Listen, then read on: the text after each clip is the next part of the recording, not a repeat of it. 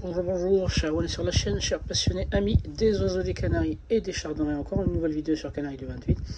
Donc à la suite de la dernière vidéo que j'ai dû poster hier, en fait, qui a été regardée plus de 1500 fois en moins de 12 heures, j'ai eu énormément de questions concernant en fait le dosage de la potion dans l'eau. Donc je dis la potion, c'est à base de vinaigre de cidre et de produits naturels. Donc j'étais un peu surpris des questions et je n'ai pas compris pourquoi tout le monde fonctionne avec le système de gouttes, sachant que le système de gouttes c'est pas un système vraiment précis. Et on parle de gouttes, on parle de densité, on parle déjà de section d'ouverture. Donc quand une goutte sur cette seringue, en utilisant cette seringue, n'est pas du tout la même goutte en utilisant en fait une grosse seringue. Et une goutte en utilisant ce mélange-là, c'est pas une goutte en utilisant le mélange d'un autre éleveur. Donc la goutte va dépendre de la section, voilà, de la seringue par exemple, ou du compte-goutte, ou du système qui va déverser, plus la densité et, comment dirais-je, c'est pas la dureté, mais plutôt la viscosité en fait du produit. Donc vous imaginez bien qu'une goutte de miel n'est pas du tout la même chose qu'une goutte d'eau. Donc il faut pas en fait travailler avec des grandeurs qui ne sont pas standards. Mais moi je suis d'avis en fait à apprendre à utiliser en fait les millilitres.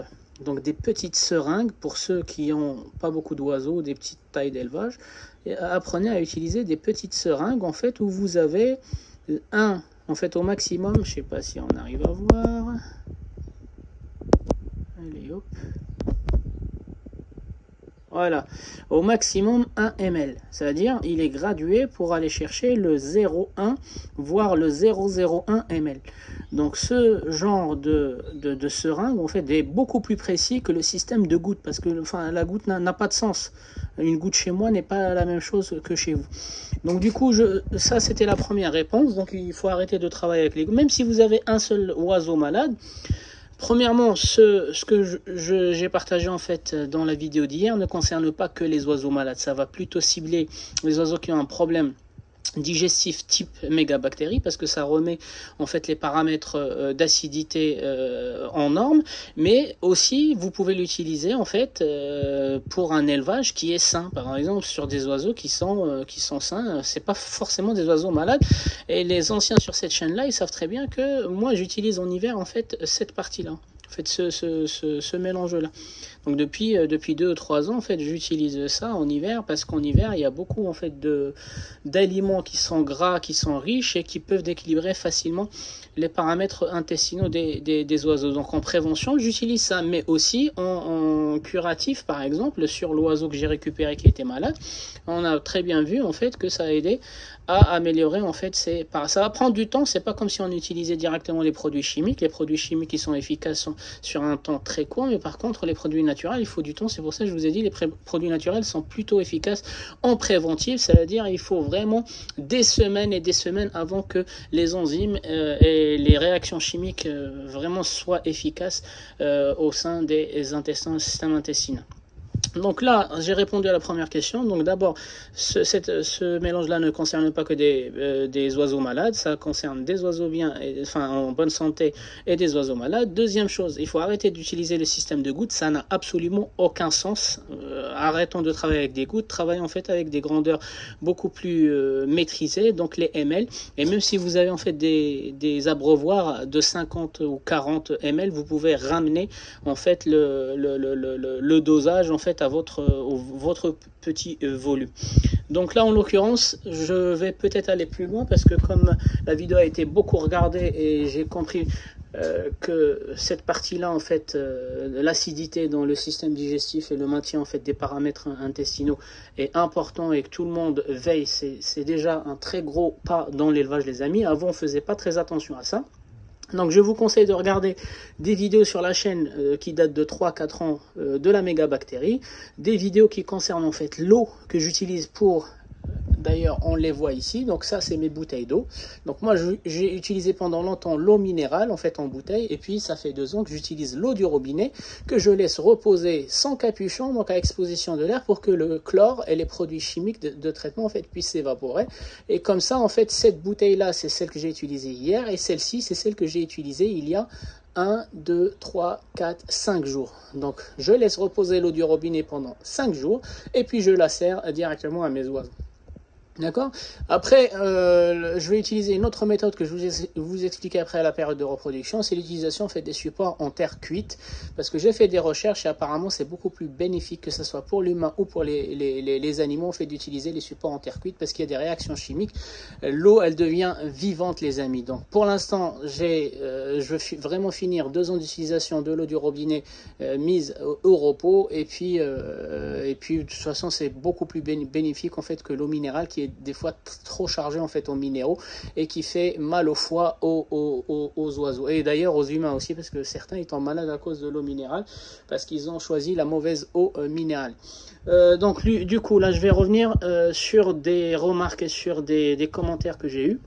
Donc là j'ai prélevé 60 millilitres de l'eau d'il y a 5 jours, en fait, qui a été mise au repos pendant 5 jours. Donc je suppose que les produits chimiques de traitement de l'eau domestique, en fait, se sont évaporés. Donc du coup j'ai prélevé 60 millilitres ici, 60 millilitres ici, 60 millilitres ici. Et donc du coup je vous ai mis aussi un testeur, donc ça aussi c'est un très bon indicateur. Moi j'en ai pas acheté parce que je fais de l'aquariophilie, donc du coup j'ai déjà cet appareil là qui me sert en fait à prélever le niveau d'acidité dans mon aquarium. Les anciens, ils savent que je fais aussi de l'aquariophilie, l'élevage des cichlidés africains. Et donc, du coup, là, c'est pour vous montrer, en fait, que l'eau, une fois qu'elle est reposée, en fait, l'eau de chez moi, elle est autour de 7,5. Donc, ça dépend des régions en France. Vous pouvez passer un coup de fil à votre fournisseur d'eau et lui demander quel est le pH de votre eau du robinet. Ça tourne entre 7 et 8. Ça dépend, en fait, vous êtes où en France, en fait, des régions vraiment où vous êtes en France. Donc, moi, je vous montre mon pH, donc l'acidité que je récupère c'est 7,5 dans mon eau de robinet, et même si je laisse aérer ou reposer l'eau, en fait ça touche pas le pH, ça va faire évaporer un peu, en fait ça va toucher surtout la dureté de l'eau, parce que certains produits comme le chlore se sont évaporés au contact de l'air, les amis. Donc cette eau c'est la même chose, ça veut dire on va partir du principe que les 3 eaux elles sont à 7,5. Quand j'ai posté la vidéo, certains m'ont dit, est-ce que je peux remplacer le vinaigre du cidre par du citron? J'ai déjà répondu à cette question-là durant une vidéo spécifique sur les paramètres chimiques. Les amis, sur la chaîne, il y a plus de 400 vidéos techniques. Les gens de la communauté privée, ils ont accès à beaucoup plus de cours et de vidéos par rapport en fait aux abonnés publics, ce qui est normal. Donc les abonnés privés, vous pouvez aller voir les playlists et vous allez voir beaucoup plus de playlists que les abonnés privés, les abonnés publics. Mais les abonnés publics, vous avez aussi la possibilité d'aller consulter certains cours et dans celui-ci dont je parle. Alors encore une fois, c'est fait exprès, je ne regroupe pas toutes les informations dans une seule vidéo, sinon c'est trop facile. Les gens en fait ils vont commencer à regarder que les vidéos qui les intéressent. L'idée c'est d'avoir une communauté un peu vivante, une communauté un peu régulière, et donc du coup de temps en temps je fais des mini vidéos avec une petite capsule d'information. Libre à vous d'être régulier ou pas, moi je force personne, mais par contre je ne pourrai pas revenir dans les commentaires en fait à chaque détail que j'ai déjà partagé en toute clarté sur des anciennes vidéos, les amis. Donc du coup le citron, j'ai déjà répondu à ça. On va vérifier, on va voir est-ce qu'on, quand on met en fait du citron, est-ce qu'on agit sur le pH, l'acidité du, comment on appelle ça, en fait de liquide ou de l'eau de boisson qu'on donne à nos oiseaux. Donc vous voyez très bien que ça stagne entre 7 et 4, il est un peu long ce test là. Ceux qui n'ont pas ou qui veulent pas investir en fait dans ces petits appareils, vous avez les languettes ici. Hop. Donc c'est le même système sauf que ça c'est jetable. Alors hop, vous avez un peu plus de paramètres que que ce test-là. Donc ce test-là, il donne que l'acidité, mais par contre celui-ci, en fait, c'est des languettes jetables. Il vous donne en fait le pH, il vous donne le KH, il vous donne le GH, il vous donne les nitrites, les nitrates, etc., etc. Donc la dureté de l'eau, etc. Mais ce qui va vous intéresser, c'est uniquement en fait cette partie-là du pH. Des fois aussi, la dureté, c'est important. Donc vous pouvez aussi, le chlore aussi, pardon, excusez-moi. Donc quand vous utilisez cette languette là, vous avez des couleurs avec ici par exemple c'est rouge, les nitrates et les nitrites. Par exemple, plus on est la languette une fois trempée dans l'eau, elle vire vers le rouge et plus l'eau est polluée. Donc il faut qu'elle vire vers ces couleurs là. Donc vous avez une languette qui ressemble à ça. Je vais essayer de faire à la fin de cette vidéo là un test. Et puis pour ceux que ça concerne le pH, vous pouvez uniquement vous baser sur la couleur du pH et ça va vous donner en fait des valeurs moins précises que la machine et ça vous guidera sur l'acidité de votre eau de robinet ou eau de robinet. Ce qui va m'intéresser en fait c'est l'eau de robinet après ajout en fait de ici j'ai le vinaigre de cidre, pardon, j'ai le vinaigre de cidre avec le curcuma, avec le thym, avec l'origan, avec l'ail et c'est tout il me semble. Le gingembre, pardon. Ici au milieu j'ai l'eau oxygénée, donc j'ai enlevé l'étiquette. C'est de l'eau oxygénée à 10%. Comme je vous ai expliqué, c'est dangereux parce que l'eau oxygénée, elle est faite pour décaper. C'est pour ça qu'on l'utilise dans les centres en fait, de coiffure pour changer la couleur de la mélanine des cheveux. Donc faites attention, elle peut décaper aussi tout le biotope intestinal des oiseaux. C'est pour ça, moi je suis moi, mais je voulais quand même faire l'essai pour vous montrer que le pH n'est pas du tout impacté avec ce truc-là. Elle va oxygéner l'eau, mais par contre, elle ne va pas du tout agir sur le pH. Donc parmi ces trois produits, le citron, l'eau oxygénée et le vinaigre de cidre, en fait, le vinaigre de cidre, il joue directement sur le pH. Donc il fait baisser le pH et c'est ce qu'on a besoin en fait dans la proventricule, l'estomac chimique pour garder, pour emprisonner en fait la mégabactéria dans la proventricule. L'eau oxygénée, elle va oxygéner l'eau et elle va aider à stopper le développement des moisissures. Et puis l'alcala, il va figer en fait des parasites tels que la coccidiose, etc. Donc il est beaucoup plus efficace pour ralentir le développement de la coccidiose. Il est beaucoup plus efficace pour ralentir le développement des moisissures et il est beaucoup plus efficace pour ralentir en fait le développement de la mégabactérie et tous les micro-organismes en fait qui ont besoin d'un pH trop élevé pour se proliférer, les amis.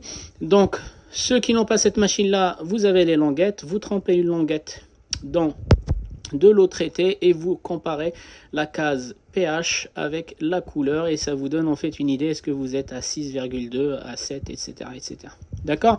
Donc je le remets ici. Bien sûr, il faut étalonner votre machine, votre appareil pour qu'elle vous donne les bonnes... C'est pour ça qu'elle est un peu lente parce que j'ai dû l'étalonner avec un pH de mémoire, un pH 4 et l'autre je sais plus combien il était. pH 6 et pas pH 4 ou un truc comme ça.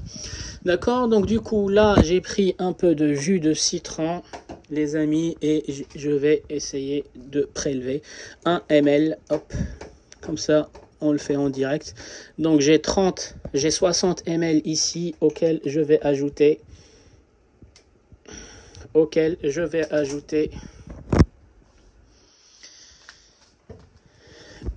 hop, vous avez vu la chute directement, la chute de pH. Donc pour les gens qui utilisent des abreuvoirs de 60, je dis bien 60 millilitres, donc vous avez bien vu que j'ai utilisé 1 ml du citron et ça a déjà divisé le pH par 2. Donc faites attention. Moi, parce que je sais que tout est propre chez moi, des fois je goûte, ouais, ben, ça peut surprendre des gens, mais c'est tellement propre chez moi que je peux des fois goûter en fait avant de donner aux oiseaux. Donc déjà, si vous ne supportez pas le produit, n'essayez pas de le présenter à vos oiseaux. Et si vous supportez le produit, en fait, ne partez pas du principe que les oiseaux vont le supporter. Faites attention quand même au dosage. C'est du citron, donc par contre, c'est du naturel. Et moi, je donne directement le citron. Je ne le mets pas dans l'eau. Je donne déjà un citron. Et mes oiseaux, ils mangent le jus de citron. Pourquoi je ne, le citron, pardon, pourquoi je ne donne pas le citron, pourquoi je ne donne pas le jus de citron, pardon, je donne le citron, tout simplement parce que dans le jus de citron, il y a uniquement le produit alcalin. Il va y avoir de la vitamine C, il va y avoir du sucre aussi si le citron est sucré, etc. Ou amer, mais par contre, dans le jus de citron, il va y avoir des fibres. C'est ce qui empêche le jus de sortir en fait du fruit, c'est parce que les fibres le maintiennent et on fait avec une pierre deux coups, en fait, on présentant le citron naturel tel qu'il est, les oiseaux vont récupérer en fait la vitamine C, et récupérer la substance alcaline, et récupérer aussi les fibres pour leur flore intestinale, les amis. Donc comme vous pouvez le voir, donc on a divisé le pH par 2, les amis. Donc du coup, hop, je vais me remettre sur le deuxième et je vous récupère. Donc le temps, ça prend du temps en fait pour qu'il prélève la valeur exacte. Donc pendant ce temps-là, je vais mettre pareil 1 ml. Donc 1 ml, c'est 1/6 de ce que vous avez dans l'abreuvoir. L'eau oxygénée. Donc encore une fois, j'ai enlevé le ticket, c'est pour pas encourager les éleveurs à utiliser l'eau oxygénée en fait dans leur élevage. Donc en l'occurrence, ça c'est 10%. Donc vous pouvez trouver du 30, du 40, et plus vous augmentez en pourcentage d'eau oxygénée, et plus le produit devient agressif. Et moi, pourquoi je préfère pas en fait favoriser cette utilisation? Tout simplement, l'eau oxygénée, même si c'est vrai qu'elle fige les moisissures, qu'elle fige en fait les champignons, en fait elle peut aussi attaquer le microbiote intestinal et aussi la muqueuse de l'oiseau. Donc là, on est vers 7,2, 7,3. Finalement, ça va, si on attend, ça va stagner sur 7,5. Donc du coup, pareil que tout à l'heure, j'injecte l'eau oxygénée. Vous avez très bien vu, j'ai mis de l'eau oxygénée. Pas grosse variation, les amis. Encore une fois, comme je vous ai expliqué, l'eau oxygénée va gérer en fait, le pourcentage d'oxygène dans l'eau, mais ne va pas du tout agir sur le pH. Donc deux valeurs ou deux grandeurs différentes. Le taux d'oxygène dans l'eau est différent de l'acidité de l'eau, les amis. Donc vous avez bien vu tout à l'heure, on est passé de 7,5 à 3 et quelques. Donc on a divisé la valeur du pH par 2. Ici, avec le même dosage, en fait, ça n'a pas impacté le pH. Donc on tourne autour de 7, 7, quelque chose. Donc pour pas trop perdre du temps, je vais le déplacer ici. Je vais encore attendre qu'il stagne autour de la valeur de 7, 7,5. Et puis on verra avec le vinaigre de cidre de combien il va varier.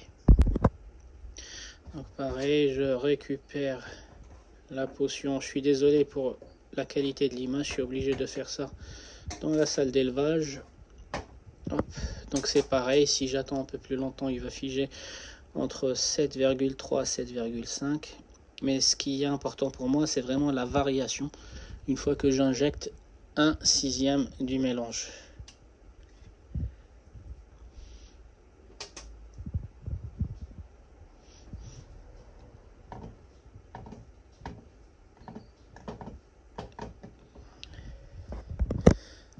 Vous avez vu, voilà.